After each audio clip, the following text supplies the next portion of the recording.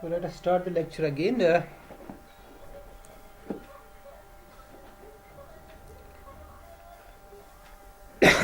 तो हमने कहा था हमने दो सेमी ग्रुप्स लिए u मैंने लिया 0 to 1। एक्चुअली मुझे प्रूव करना इस u पर हर कोई ep सर्जेक्टिव नहीं है। मैं इस पर एक ep डिफाइन करूंगा, ठीक है। u से लेकर s तक। s मैंने लिया 0 to infinity। Okay, I will define alpha from u to s by its actually inclusion map. मैं जो डिफाइन करूंगा ना, it's inclusion x alpha equal to x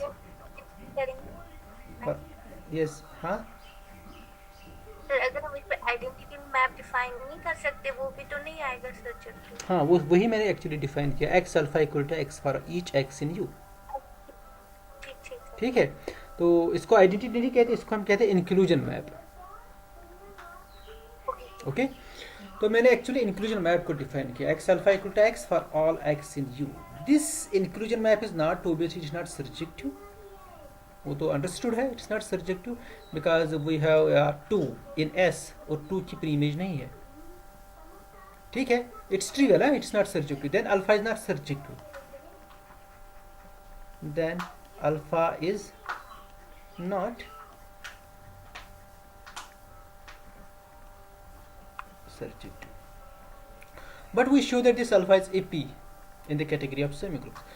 दोनों सेमी अगर आपको प्रूव करना होगा ये कैटेगरी ऑफ सेमी ग्रुप इसमें AP है, तो it is understood that the objects आपको सेमी ग्रुप से लेने हैं। वो तो आपने लिए है, यहाँ पर U सेमी ग्रुप है ना, U ग्रुप नहीं है, it's a semi group.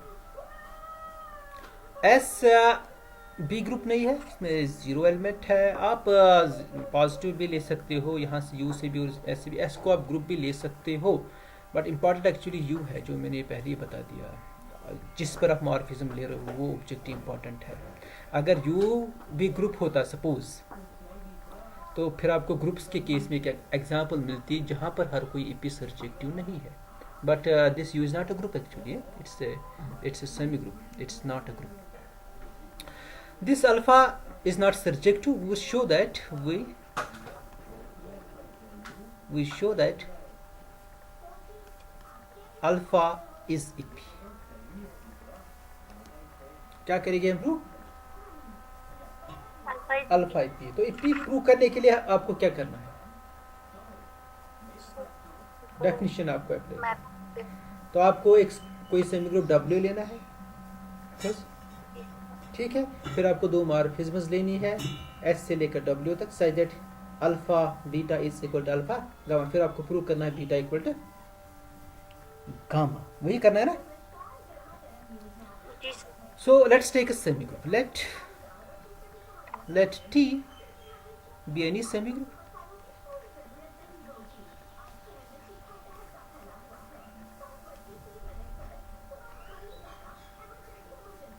and beta gamma be two morphisms from semigroup S to T, B morphisms, B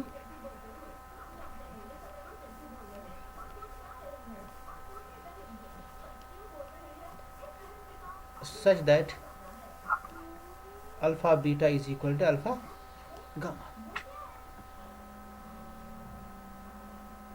ठीक है, तो आपने दो मॉर्फिज्म्स ली है, such that alpha beta equal to. आपको प्रूव कर क्या करना है? अल्फा इज EP या अल्फा इज कंसिडर्ड। आपको प्रूव करना है बीटा इक्वल टू गामा। क्या करना है prove? Beta equal to gamma. Okay, we show that beta is equal to gamma. Beta और गामा किस पर मॉर्फिज्म्स है? S पर है, S से लेकर T तक। और S क्या है? 0 to infinity। ये आपको प्रूफ देखना है। that is we have to show that x beta is equal to x gamma for all x belongs to S। what is S? S is 0 to infinity। आपको ये prove करना है, आपको beta equal to gamma prove करना है ना। तो equal mappings का मतलब ये है कि आपको हर किसी एलिमेंट पर चाहिए कि वो दोनों इक्वल आनी चाहिए। ये इक्वलिटी की डेफिनेशन है। तो ये आपको प्रूव करना है। वी हैव, अब आपके पास क्या है? आपको गिवन कंडीशन तो यूज करनी है ना। आपके पास ये alpha beta is equal to alpha gamma, ये गिवन है। तो ये इक्वल होने का मतलब क्या है कि ये हर किसी पॉइंट पर इक्वल है। But where is this x, ये एक्स किस में है? अल्फा बीटा कहाँ से कहाँ तक है? यू से लेकर टी तक। अगर आप प्रीवियस पेज देखना चाहो कि what's alpha beta, alpha alpha u से लेकर एस तक है और बीटा एस से लेकर टी तक है। तो अल्फा बीटा यू से लेकर टी तक है और बीटा अल्फा गामा भी यू से लेकर टी तक है, दोनों यू से लेकर टी तक है। तो दोनों यू से लेकर टी तक है, अल्फा बीटा भी और अल्फा गामा भी, और इक्वल है। और तो इसका मतलब ये हर किसी पॉइंट पर इक्वल है। इसका जो डोमेन होगा अल्फा बीटा का या अल्फा गामा का, दोनों इक्वल है, दोनों का डोमेन यू है, तो यू पर ही इक्वल है। तो मतलब इक्वल है for all x belongs to 0 to 1, that's your u, which implies that अब आप मॉर्फिज्म अप्लाई करो, पहले आपको अल्फा अप्लाई करना है फिर बीटा। तो जब आप अल्फा अप्लाई करोगे x alpha is x, so it's x beta is equal to x gamma for all x belongs to 0 to 1। तो ये आपको गिवन कंडीशन से मिला, x beta is equal to x gamma for all x belongs to 0 to 1। यहाँ तक ठीक है? मगर आपको ये प्रूव करना है actually star, x beta is equal to x gamma for all x belongs to 0 to infinity. 0 to 1 तक तो आपने देखा कि इक्वल है, ये तो गिवन कंडीशन से ही निकल रहा है।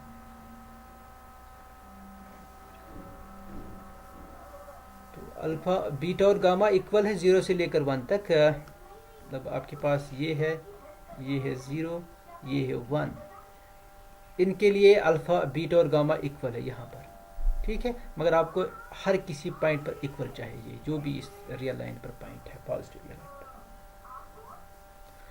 पर। इसका मतलब है कि अब आपको कोई एक्स चूज करना है जो 1 से बड़ा होगा, क्योंकि वहीं पर आपको वेरीफाई करना है बीटा इक्वल टू गामा। यहाँ पर तो है ही इक्वल, है ना, इस इंटरवल पर तो इक्वल है ही, ये 0 से लेकर 1 तक। तो अब आपको वेरीफाई कहाँ पर करना है? 1 onwards greater than 1. So let's choose x greater than 1. Let x be greater than 1. This implies that 1 over x जो होगा ना वो क्या होगा? लेस देन 1, और obviously पॉजिटिव भी होगा। So which implies that 1 over x belongs to the interval 0 to 1.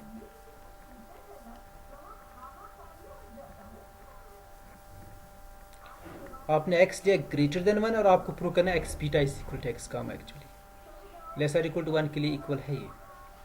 तो 1 ओवर x अब इस इंटरवल में है जो कि u के बराबर है और इस पर इक्वल है बीटा और गामा। तो इसका मतलब ये है कि 1 over x of beta in points पर तो इक्वल है, is equal to 1 over x of gamma. ये ठीक है? ये ठीक है।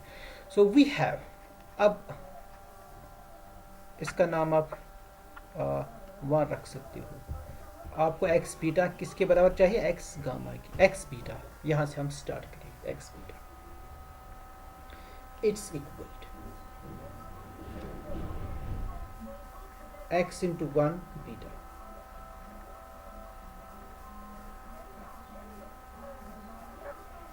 ये ठीक है यहाँ पर? तो okay, x into 1 is equal to x. Now since what's beta? Beta is morphism. It's x beta into 1 beta.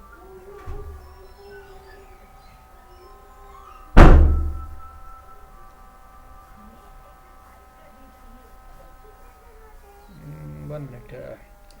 This is x into 1 over x, okay. 1 over x into x. 1 over x into x जब हम लेंगे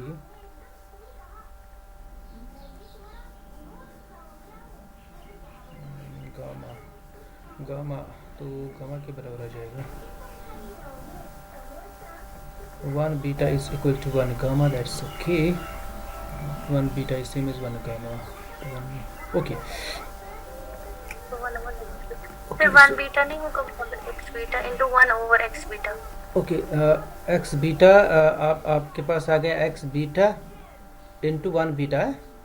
हाँ, आप क्या कह रहे हैं? जी okay, 1 beta is equal to x beta into 1 over x। हाँ, पहले मैं एक्चुअली मुझे गामा किस तरह से इंट्रोड्यूस करना है। 1 beta is same as 1 gamma. है ना ये इक्वल, 0 to क्योंकि yes sir. X beta equal to x gamma for all x belongs to the closed interval 0 to 1. This is equal to now x beta, और 1 को लिख सकते हैं 1 over x into x gamma. Now apply the property, morphism property of gamma. It's x beta. This is 1 over x gamma. This is x gamma. This is equal to x beta. 1 over x gamma is same as 1 over x beta, because 1 over x is less than 1 by 1. It's 1 over x beta into x gamma. Now beta is morphism. This is x into 1 over x of beta, that's 1 beta into x gamma. ये step मैंने एक step यहाँ skip किया. x beta into 1 over x beta is equal to x into 1 over x of beta, because beta is a morphism. X into 1 over x is 1.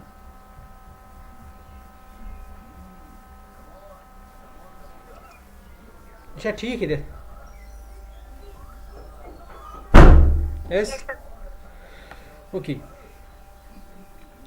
अब 1 beta is same as 1 gamma, because beta and gamma are equal on the interval 0 to 1, closed interval. So this is equal to 1 gamma into x gamma. Now again gamma is morphism. This is 1 into x of gamma, and this is x gamma. तो आपने actually कहाँ से start किया था? x beta से, और आप आ गए x gamma पर. So thus x beta is equal to x gamma for all x greater than 1. So therefore x beta is equal to x gamma for all x belongs to 0 to infinity, which is equal to s, which implies beta is equal to gamma. Beta gamma के बराबर है. So therefore alpha is EP. Hence alpha is EP. Hence alpha is EP. तो आपको EP मिल गई semi groups की category में, जो कि सर्जेक्टिव नहीं है, जो सर्जेक्टिव नहीं है. तो अब जो आपने क्वेश्चन किया था, क्या सर्जेक्टिव मॉर्फिज्म इपी मॉर्फिज्म जो हमने लिखा है, every surjective morphism is EP morphism, वो हम प्रूव करेंगे यहाँ पर. Surjective morphism is EP.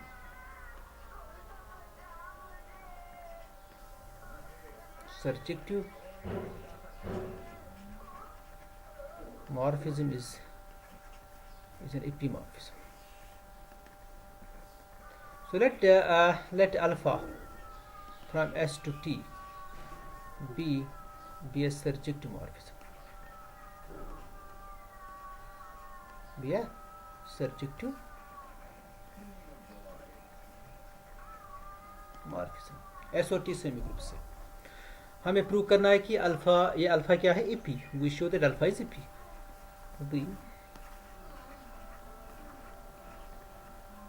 show that this alpha is an epimorphism.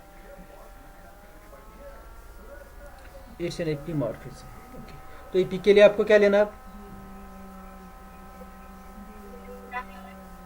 Semi group और W सेमी ग्रुप लेना है ऑन दो mappings. Okay, so let W be a let W be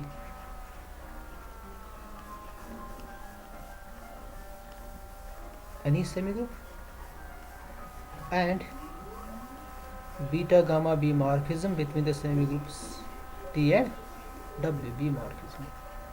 Be morphisms such that alpha beta is equal to alpha gamma. ठीक है.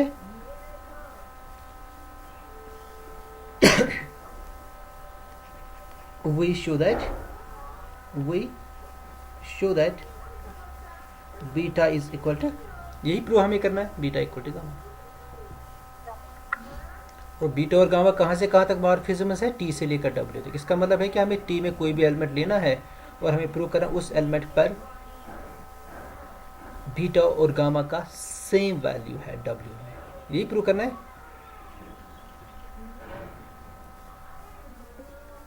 So let's choose, let t belongs to t. We need to show that, we need to show that t beta is equal to t gamma. Since alpha from s to t is ep, ये ep है, ये surjective, sorry इस surjective, और t किस में है, t में, तो इसका मतलब क्या है, अल्फा सर्जेक्टिव है, t में आपने कोई एलिमेंट लिया, इसका मतलब क्या है, इसकी प्री इमेज होगी, it has a pre image. So then there exists s in s such that s alpha is equal to t. s alpha is equal to, आपको एक्चुअली प्रूव करना है t beta is equal to t gamma. इसका आपको खैर आप unit prove दे this t beta is equal to. तो हम स्टार्ट करेंगे t बीटा से. We have t beta, but what's t? t is actually s alpha, s alpha beta, and this is equal to s of alpha beta, but alpha beta is same as here, alpha beta is equal to alpha gamma. Okay, alpha beta is same as alpha gamma, so this is equal to s of alpha gamma, and that's equal to s alpha of gamma, but what's s alpha? It's t, so it's t gamma. So thus t beta is equal to t gamma for all t belongs to t, which implies beta is equal to gamma. Hence alpha is epimorphism. तो जो भी surjective morphism होगी वो इपीमॉर्फ, ये आपने semi groups की category में prove किया. आप ए इन जनरल आप प्रूव करो, किसी भी कैटेगरी में ये ट्रू होगा. आप ग्रुप्स की कैटेगरी लो, वेक्टर स्पेस की कैटेगरी जनरल, तो वहाँ पर आपको क्या लेना है, आपको आप ऑब्जेक्ट्स फिक्स नहीं करने हैं. आपने यहाँ पर ऑब्जेक्ट्स फिक्स किया, सेमी ग्रुप्स लिए, आपको अब कोई भी स्ट्रक्चर्ड सेट लेना है, कोई भी, या तो आप कोई भी, मतलब स्ट्रक्चर कैटेगरी का मतलब यह है कि जिसमें स्ट्रक्चर होगा, जिसमें कोई ना कोई स्ट्रक्चर होगा. कंक्रीट कैटेगरी आप लीजिए कोई भी, तो आप देख सकते हो कि ये दोनों इक्वल होगी.